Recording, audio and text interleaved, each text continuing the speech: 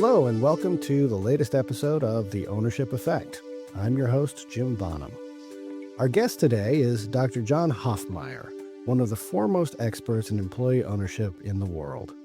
John is one of the rare individuals who is equally comfortable operating in the business, academic, and nonprofit worlds. That's because he isn't just an academic.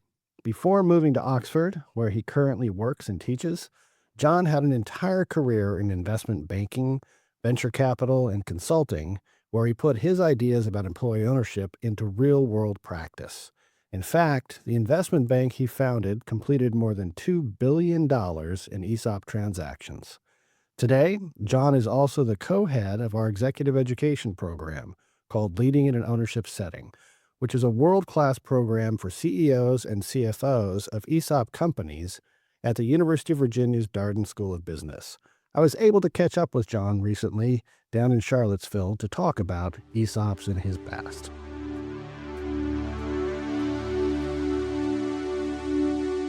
Welcome to The Ownership Effect. We're here today in Charlottesville, Virginia, at the University of Virginia's Darden School of Business. And our guest today is Dr. John Hoffmire. John, welcome to the show. It's good to be here.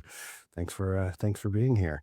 John, tell us a little bit about yourself and your background, because today we're going to spend some time talking about the history of employee ownership and where it came from in the United States in particular. And you've done a lot of work around the world on employee ownership as well. So you're one of the leading experts, I guess, on employee ownership and its history. So tell us a little bit about yourself. Well, I got involved in the employee ownership community when I was 19 years old.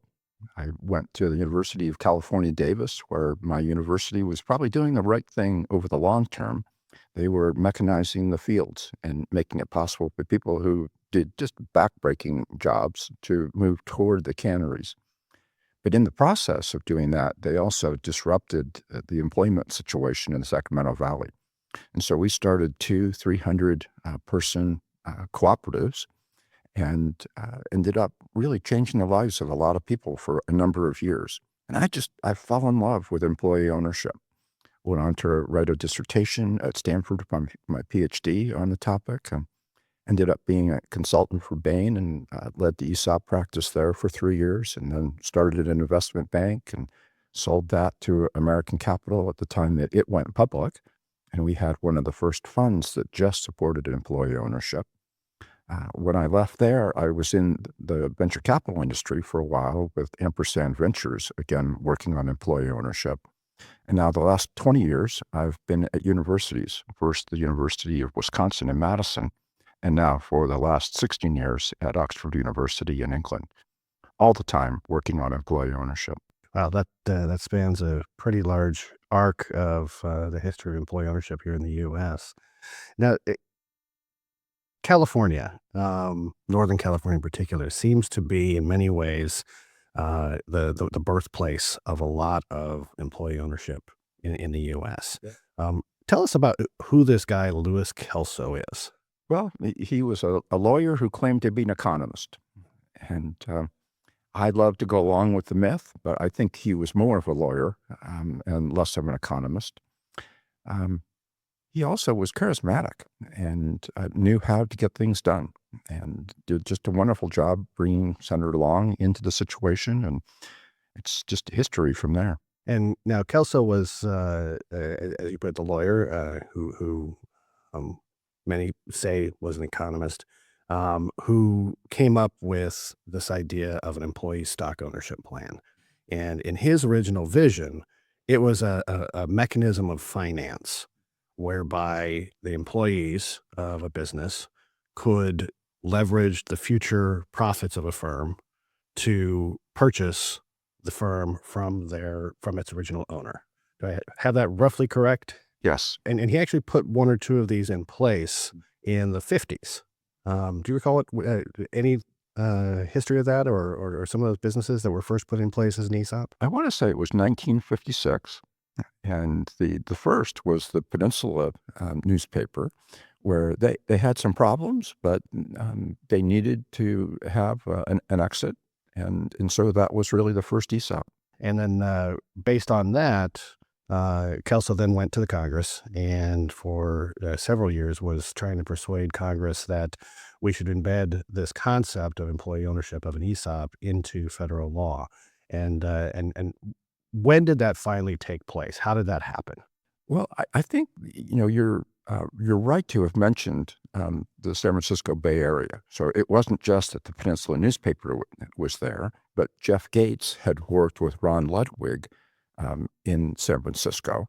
Jeff ended up being the person who worked with Senator Long as the counsel to Senate Finance. And it was that incredible person and his dynamism that I think, along with Louis Kelso's charismatic leadership, made all the difference. And there's no doubt as well that Senator Long was a character. And so here we had three bigger-than-life people who really played the major roles in helping ERISA come about and the development of everything from the Conrail part of the ESOP legislation right on through, by the early 80s, there were 19 major pieces of legislation that had been passed. That's right, and that's sort of an important point. Now, you mentioned ERISA, which it stands for the Employee Retirement Income Security Act. Now, moving forward, after ERISA passed, it took a little while before these ESOP plans really took hold. You mentioned how many pieces of legislation by the 80s? About 19 pieces of legislation to finally more or less get it right. We've had a number of changes since then. Now, you were in the investment world in the 80s. Talk to us about some of the upsides and the downsides that we experienced with employee ownership throughout the 80s and into the 90s. I mean, there are tremendous examples of success. In fact, some ESOPs that were formed even 50 years ago are still in full operation today as an employee-owned business. But there were some rough patches in there as well. There were, and I think it's important to remember that distressed companies were some of the first users of ESOPs. And even today, that image of trying to save something that probably was not going to be saved still hurts us. So just to use one example, at American Capital, the firm that I sold my company to, when we went public, we had 6 holdings. 5 of them went bankrupt within the first 3 years after our IPO. Nobody noticed because we had $155 million that we had raised on NASDAQ, but I'll tell you, the employees noticed. And there were a lot of things that happened in those early years that were experimental. And when they're experiments, there are costs associated with them. Right. But we're well past that experimental phase now, and we Yeah. learned a lot from that. Oh, absolutely. It's absolutely clear that if you go back and look at those days, a number of us were mistaken, and there were other people working on those transactions that you described that are now 50 years old, who are good companies, put in employee ownership, and they still exist. And Congress responded as well. I mean, as there have been stumbles in the industry, Congress has responded. Regulatory agencies have responded, and the risk of an ESOP failing now is actually quite low. In fact, I think the statistic is less than 3%. In fact, ESOPs fail at a much lower rate than any normal company. Why would you say this idea of employee ownership? Why hasn't it taken off? Why aren't there more? This is a complex question, and I could not cover the panoply of options that we could discuss. But let me just name a few. There hasn't been the finance in place to get certain types of transactions, and now we rely on seller financing to too great a degree. I think there have been some leadership problems in the employee ownership community in the United States. We have too many organizations. There's not enough cash to support all these different organizations. They spend too much time fundraising. They historically have spent too much time fighting. And I think that has really held back the movement in the United States. I think there also have been some mistakes around leadership. It took us a while to define what participative management was. And for a while, I think that definition was too democratic. And we got to the point where too many people wanted to take votes on too many issues. And we developed a little bit of a reputation as being too soft in a management on a management spectrum. I think that's been corrected to a great degree, but all of these different factors, as well as what we were talking about earlier, where the definition of employee ownership was that you took a distressed company and tried to bring it back. All of these factors have held us back. We've talked about ERISA, but the parallel federal policy relates to tax benefits to incentivize the creation of employee-owned businesses. What's been the major incentive that the federal government has offered for the establishment of an ESOP? Well, I think you have to look at this historically and acknowledge now that the S corp advantage, where essentially the corporation pays no tax, is the single most important piece of legislation that's been passed. But if we hadn't had Section 1042, which gave the capital gains advantage to the sellers in those early years when capital gains rates were higher, we probably wouldn't have ever reached the point where we were 2% of all the transactions being done. And that gave us the visibility where at some point, most lawyers, most accountants, most business advisors who were working on business succession knew about ESOPs. And so you really have to almost phase this and acknowledge that at least those two different laws were both really important. Now, I think you made a really important point there that I want to make sure we really bright line it, that this Section 1042 benefit, functionally what that is for our listeners is it allows the seller of a company to defer paying capital gains taxes on the proceeds from that sale, as long as they reinvest it into a similar type of investment. And when that was put in place, capital gains rates were what, like 27%? And now, today, they're much, much lower, 15%, and in many cases, even lower than that. And when I look at this, the arc of employee ownership growth, you do notice that around the early 2000s, there was a bit of a plateauing of the formation of new ESOPs. And in many ways, it's we're at a stage where the rate of replacement is barely keeping up with the rate at which ESOPs and ESOP plans are being terminated. Companies being sold, or they just terminate the plan. But in the early 2000s, there were two things that happened. One was that George W. Bush and the Republican Congress passed a significant reduction in the capital gains tax. And the second was the regulatory environment changed. And the U.S. Department of Labor initiated very aggressive investigations and enforcement actions. You've been around long enough. What effect did those two things have on the business environment when business owners were looking at their exit strategies?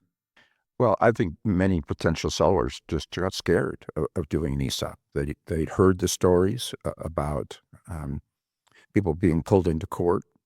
Those of us that knew the details of what happened in different people's lives. I mean, there was a suicide that was related to this. Many of the stories spread, and the regulators just went overboard, and they'd have to look inside their own hearts to understand just what damage they did to people's lives. I'm talking about individuals in some cases, but collectively as well. They set back employee ownership in ways that took money away from low-income people. Well, and that's one of the things that I always say is that one of the biggest travesties here is that the agency that is assigned the responsibility of protecting employees, EBSA, the Employee Benefit Security Administration, has failed to provide clear guidance, and it has instead adopted a regulate by litigate posture that they have prevented millions of Americans from ever even having the opportunity of being employee owners or having that retirement benefit, just because the ESOP never gets formed. And So looking over the last couple of decades, now there seems to be a new resurgence of interest in employee ownership, not just in the US, but around the world. Now, talk to us a little bit about some of your international work that you've done on employee ownership, because that's really where, in many ways, there are a lot of exciting things happening. Uh, the history really is pretty deep. And what's exciting now is that we're seeing an incredible um, blossoming of employee ownership and I'm just going to acknowledge the role of the Employee Ownership Foundation and the ESOP Association here because of the support that they've given. There's a conference now in Oxford each year, and no one would want to take credit through the conference, but just having people come together, you can see how nations like Slovenia and Denmark and Canada, and even the United States, which had legislation, but has been able to change some of the regulatory environment through people internationally talking and having congressional staffers come over. All these nations and all of these activities are leading to a resurgence of employee ownership internationally, and I think we're going to continue to see that. I think that's true, and I think such a tremendous support, bipartisan support in the United States and in other countries, where it's not quite as hyper-partisan as it is in America right now. But even in the US, we're passing legislation with 100% bipartisan support to encourage more employee ownership, and that's pretty exciting. What difference have you seen employee make for just average people, where you've seen it work? I love the concept of people thinking through what it means for dignity to be honored in the workplace. I have a story that you've heard me told. If you don't mind my telling that story, for me, uh, storytelling is an incredibly important part of the employee ownership community, and I think we need to tell our stories. So I was involved in 4 employee ownership transactions with Union Carbide after Bhopal. And many people know there were 2,000 people killed in a night when a gas cloud escaped from a Union Carbide plant. And this was a type of gas that stayed low over the city, and people died. Well, that led to Union Carbide deciding to sell off many of its businesses as a raider was trying to take over the business. And after a number of management buyouts led to the companies being flipped, Union Carbide decided if they were going to make other people wealthy, they wanted to make lots of people wealthy rather than just the managers. So we did 3 transactions on divisions of Union Carbide, and then a company-wide ESOP. To make a long story short, one of the transactions was in Houston. So imagine a summer meeting inside a warehouse, incredibly hot, incredibly humid. 3 hours into the meeting, as we had basically decided that we were going to go ahead and make an offer for this business is stretched from Dallas to Houston, San Antonio. I noticed all the way through the meeting that there had been a man in the front row, and he kept raising his hand partially, but never put it all the way up, so I never called on him. And finally, when the meeting was basically over, he raised his hand the whole way, and so I called on him. And rather than looking at me and the CEO-to-be, he turned around and looked at the audience, about 300 people in this crowd. And he said, "I know that some of you don't know who I am, but my name is Mario, and I have never, and my family has never owned anything." And he defined for us what dignity meant to break out of being a renter of cars or homes. And he defined what it meant to have pride in ownership. And as that meeting ended in a round of applause and then a standing ovation for Mario, the 2 of us were on the stage, just got out of the way. Because what had been exhibited in that situation was the development, the beginnings of something that really changed people's lives. And when we know how that happens, not only financially, but it happens emotionally, it happens from a social capital perspective. People learn new things. Employee ownership matters. And it matters not just to groups, but it matters to individuals. It's a powerful story, and I think it's even more relevant today because so many Americans feel disconnected and um, without any control over their own financial future. And I think the growth and the future of artificial intelligence has people even more concerned about that and losing the connectivity between their ability to take care of themselves and the workplace. And that's really part of the magic sauce of what makes employee ownership what it is that and part of what Louis Kelso's original vision was reconnecting the worker, the employee, with their ability to produce income and financial viability in the future. And that's something that I think would go a long way to help bringing our country back together for a more prosperous future.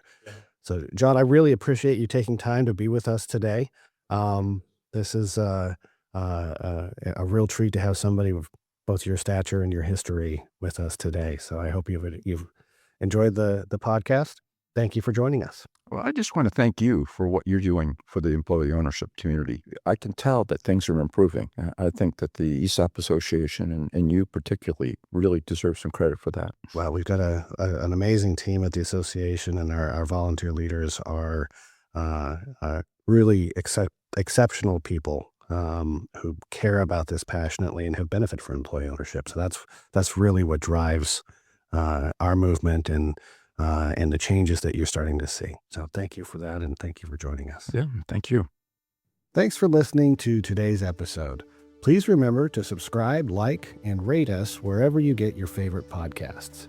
And we'll see you next time on The Ownership Effect.